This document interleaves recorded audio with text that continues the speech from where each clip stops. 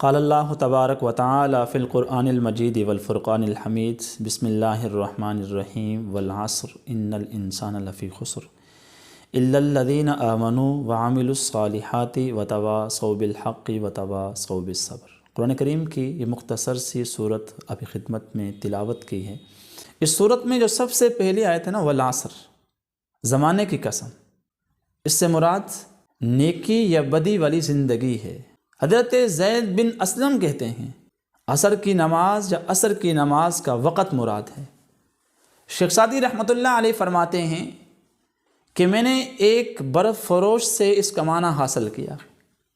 برف بیچنے والا چیخو پکار سے یہ کہہ رہا تھا، مجھ سے برف حاصل کر لو، اگر شام تک یہ برف مجھ سے نہیں لوگے یہ ختم ہو جائے گی اور شام کو میں اپنے مال سے نقصان اٹھاؤں گا، میں خسارہ اٹھانے والوں میں سے ہوں گا۔ فرمایا اس سے مراد یہ ہے کہ میری زندگی ہے ایک برف کی مانند ہے، اس طرح میری زندگی ہے۔ اگر میں اپنی زندگی کو قیمتی نہیں بناؤں گا، اللہ کے نبی جو پیغام لے کر آئے ہیں اس پیغام پر میں اپنے آپ کو نہیں چلاؤں گا تو یقیناً پتہ نہیں کس وقت موت کا فرشتہ آ جائے اور میری اور آپ کی وہاں پر حاضری ہو جائے۔ تو ہمیں اپنی زندگیوں کو قیمتی بنانا ہے۔ آگے فرمایا ان الانسان لفی خسر، بالیقین انسان نقصان اٹھانے والوں میں سے ہے۔ آگے کیا فرمایا؟ الا الذین آمنوا، سوائے ان کے جو ایمان لائے۔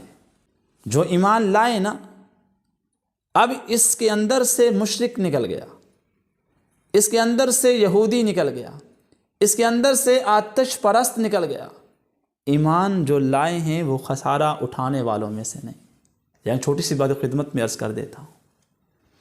کسی نے سوال کیا کہ اگر کوئی مسلمان نیک اعمال کرے اس کو تو جنت ملتی ہے، اگر کوئی کافر نیک اعمال کرے اسے جنت کیوں نہیں ملتی؟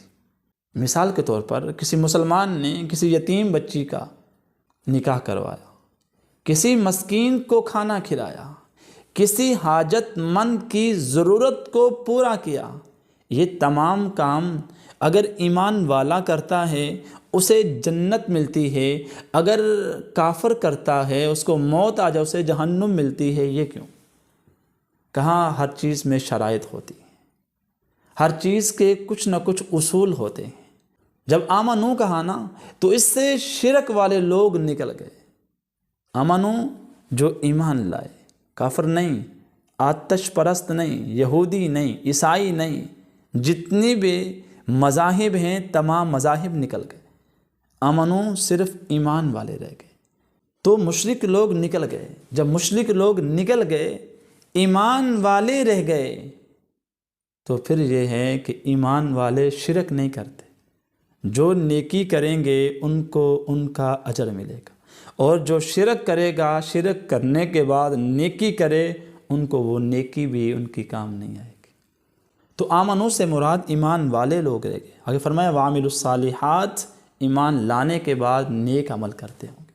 وتواصوا بالحق، پھر حق کی دعوت دیتے ہوں گے، حق کی وصیت کرتے ہوں گے، قرآن کی دعوت دیتے ہوں گے، تبلیغ کی دعوت کرتے ہوں گے، جہاد کی دعوت دیتے ہوں گے، زکوٰۃ کی دعوت دیتے ہوں گے، حقوق العباد کی دعوت دیتے ہوں گے، حقوق اللہ کی دعوت دیتے ہوں گے۔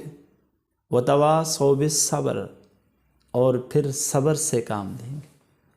مشکل آ جائے، تنگی آ جائے، پریشانی آ جائے، آپ کو مصیبتوں نے گھیر لیا ہے تو یہ بھی اللہ کی طرف سے آئیں گے۔ یہ نہیں ہو کہ اگر آپ کو مصیبت گھیر لیتی ہے اور آپ اللہ کے سامنے گلے اور شکوے کرنے شروع کر دیں، ایسا نہیں۔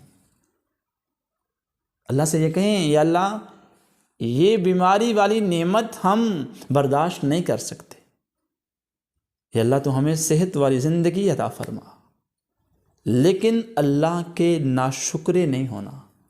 اس صورت کا تعارف کیا ہے؟ حضرت عامر بن عاص رضی اللہ تعالیٰ عنہ ابھی مسلمان نہیں ہوئے تھے، ایک مرتبہ مسیلمہ کذاب سے ملے۔ اس وقت یہ مسیلمہ کذاب جھوٹی نبوت کا دعویٰ کر چکا تھا۔ اس مسیلمہ کذاب نے عامر بن عاص کو دیکھا اور دیکھنے کے بعد کہا کہ تمہارے نبی پر کوئی وحی نازل نہیں ہوئی؟ تو عمر بن عاص نے کہا ہوئی ہے۔ کون سی ہوئی ہے؟ انہوں نے بتایا والعصر ان الانسان لفی خسر الا الذین آمنوا وعملوا الصالحات وتواصوا بالحق وتواصوا بالصبر۔ یہ سورت پڑھ کر بتائی۔ مسیلمہ کذاب نے سنی اور سننے کے بعد تھوڑی دیر سوچتا رہا۔ مسیلمہ کذاب نے کہا کہ میرے اوپر بھی وحی اتری ہے۔ تو عامر نے کہا وہ کیا ہے؟ تو انہوں نے پڑھ کر بتایا کہ یا وبرو انما انت اذنانی وصدر وسائر حذار نقر۔ یہ پڑھ کر مسیلمہ کذاب نے عمر بن عاص کو سنایا۔ پھر کہنے لگے کہ تمہارا کیا خیال ہے میرے ان الفاظ کے بارے میں؟ تو عمر بن عاص نے کہا آپ تو پہلے ہی میرے بارے میں جانتے ہیں کہ مجھے تیرے جھوٹے ہونے کا علم ہے۔ وبر بلی جیسا ایک جانور ہے، اس کے دونوں کان ذرا بڑے ہوتے ہیں اور سینہ بھی اور باقی جسم بھی بالکل حقیر اور واہیت سا ہوتا ہے۔ تو اس مسیلمہ کذاب نے ایسی بکواسات اور فضول گوئی کی نا کہ اللہ کے کلام کا معارضہ کرنے لگا۔ جب بت پرست لوگوں نے مسیلمہ کذاب کی یہ گفتگو سنی اور وہ بھی اسے جھوٹا کہنا لگ گئے۔ تو بھئی یہ تھا تھوڑا سا سورت کا تعارف۔ طبرانی میں لکھا ہوا ہے کہ جب صحابہ آپس ملتے تھے تو ایک دوسرے کو یہ سورت پڑھ کر سناتے تھے۔ امام شافعی رحمۃ اللہ علیہ فرماتے ہیں کہ اگر لوگ غور و فکر کر کے سمجھ کر اس سورت کو پڑھیں نا تو یہی ایک سورت کافی ہے۔ اس سورت میں جو سب سے پہلے چھوٹی سی آیت ہے نا والعصر، اسی کی مناسبت سے تھوڑی سی بات کرتے ہیں کہ 2023 سے نکل کر ہم 2024 میں داخل ہو رہے ہیں۔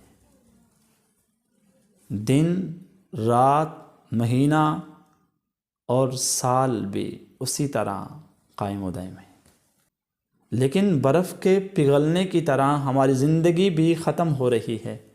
ایک کامیاب انسان کے لیے کیا ضروری ہے کہ اس کے ساتھ جو ماضی میں ہو گیا، جو اس نے ماضی میں نقصان اٹھایا، جو ماضی میں اس کے اندر کمزوریاں تھیں، کیا آنے والے دنوں میں بھی اسی طرح وہ رہے گا تو اس کی زندگی کامیاب زندگی ہوگی؟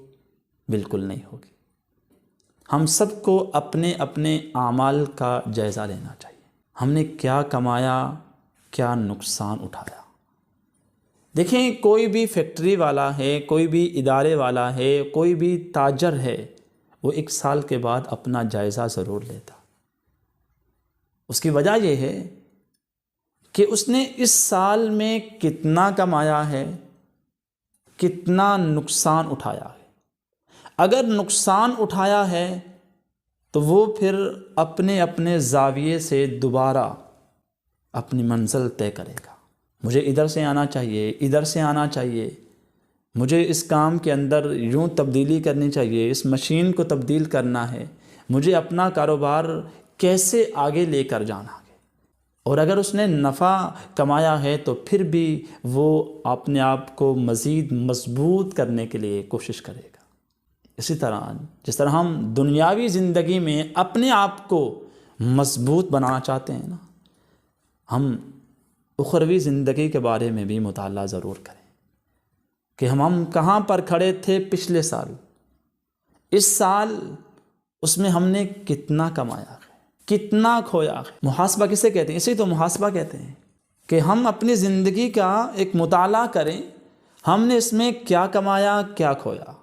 جب ہم اپنا محاسبہ کریں گے، جو ہمارا ٹارگٹ تھا، جہاں تک ہم نے پہنچنا تھا، وہاں پہنچے ہیں یا نہیں؟ اگر نہیں پہنچے تو ہمیں پہنچنا چاہیے، وہ دنیاوی زندگی ہو، وہ اخروی زندگی بھی ہو۔ جس طرح ہم دل لگی محنت سے دنیاوی زندگی میں کامیاب ہونے کے لیے اپنے آپ کو پیش رکھتے ہیں نا، اس طرح ہمیں اخروی زندگی کے بارے میں بھی سوچنا چاہیے۔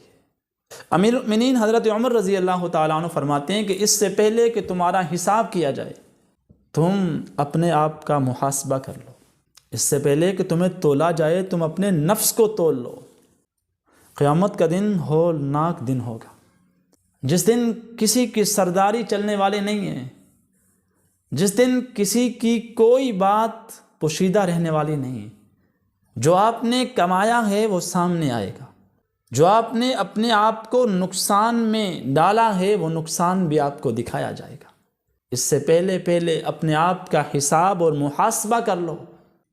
محاسبہ کیسے کریں؟ بدقسمتی سے آج ہم ایسے دور سے گزر رہے ہیں نا جس میں وقت کی ناقدری کا جذبہ بے رحمی تک پہنچ چکا ہے۔ کیا بڑا، کیا چھوٹا، کیا عورت، کیا مرد، اور انٹرنیٹ، موبائل فون میں ہم اپنے آپ کو دن بھر مصروف رکھتے ہیں، لاتعداد خرافات میں ہم شریک ہوتے ہیں، اپنا وقت برباد کرتے ہیں۔ یاد رکھیں، ہم وقت تو ضائع کرتے ہیں لیکن ہم اپنی قسمت بھی ضائع کرتے ہیں۔ اس لیے بھائی، وقت آنے سے پہلے وقت کی قدر کر لو۔ آپ موجود ہیں، دن بھی موجود ہیں، رات بھی موجود ہے، مہینے بھی آئیں گے، سال بھی آئیں گے، لیکن جو آپ کے ساتھ تھے، جو چلے گئے ہیں، کیا دوبارہ وہ آئیں گے؟